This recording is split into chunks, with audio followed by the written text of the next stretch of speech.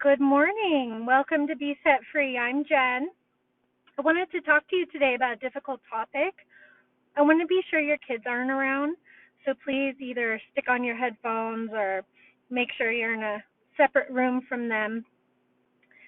Okay, so I wanted to talk to you today about sexual assault in relationships, okay? I didn't know this information while my whole life. And definitely not while I was married, not in any of the relationships I've ever had. And I wish I knew this information, okay? And I want to share it with you today. I want to talk to you about sexual assault and what that looks like. We know about sexual assault generally in terms of rape, okay? Um, we know about it in the violent ways. But we don't really talk about it in a different way, which is force. It can be psychological force, is sexual assault as well. When somebody is pressuring you, to have sex, and you're saying no, no, and they're saying yes, yes, and you're saying no, and they're saying yes. It doesn't matter if you're a Christian woman and you're married. You say no, no means no, okay? I know as Christian women, sometimes we get, quite often, we get mixed up because in the Bible it says his body is your body and your body is his body, and you're not to deny each other. However, that does not mean that you're not allowed to say no. You still have the basic human right to say no to sex, okay? And if your no is not accepted, you are being sexually assaulted by psychological force. And that is against the law. You can get a restraining order for that. You can go to court for that, okay? And I want you to realize that your body is your body.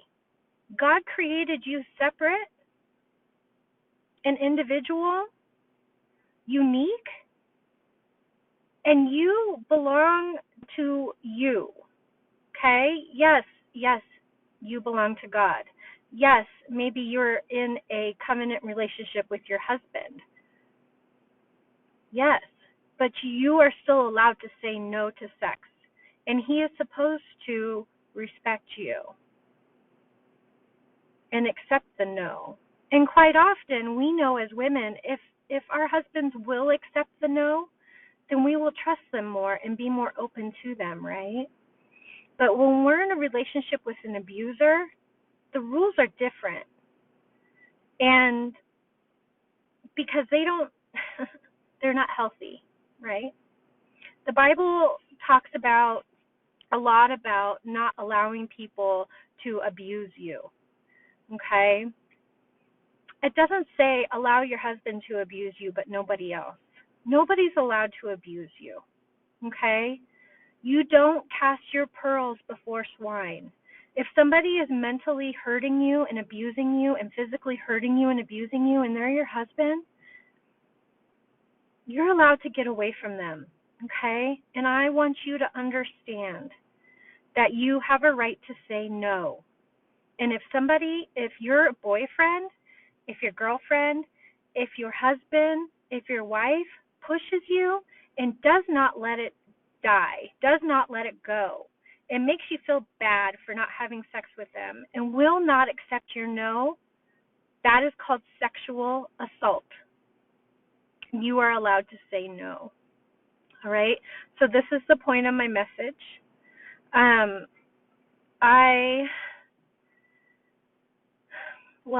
don't want to share my personal story, but I'm a Christian woman, and I want to do God's will. And I want to, when I was married, I wanted to be the very best wife I could be in him. I didn't have any rules growing up. I wasn't taught a lot. And once I found the Word and God found me and I found Him, it was so amazing to have that Bible. And see, I got baptized. I found the Lord by being led there by my ex-husband. We got baptized and married right away, and so I kind of became a Christian wife immediately upon finding the Lord. And I didn't know anything different, and I took the Word very literal, and I didn't have people around me who could recognize abuse. The church did not recognize abuse. They recognized I changed over time and I wasn't happy and my sparkle was gone, my smile was gone, but they really demanded that I stay in my Christian marriage. And in fact, I got kicked out of the church when my husband was abusing me, and mentally and psychologically and emotionally and sexually and financially in every way except for hitting me. And I said no more. And he actually left. He had left me. And that day I locked the doors and I wouldn't let him come back. I knew he was going to come back and I wouldn't let him come back. Well, the church kicked me out. They kicked me out of my ministry. They said I could have no part in the church except for just sitting there on Sundays in the pew. That's it. And to me, that's being kicked out of church. I wasn't being supported at all. And they saw the abuse. And still, they said, because I won't let him back, I can't be a part of the church. And, obviously I told them that was wrong after I was done being in shock. But it is wrong, friends. Christian, you're allowed to say no. You're allowed to live a life of peace without being abused emotionally, psychologically, financially, and sexually. Okay? You're allowed to. You're allowed to separate. You're allowed to get divorced over this. And I will always speak up for you no matter who comes against me in that. There's a lot of people who know this to be the truth. God has been with me. He has blessed me.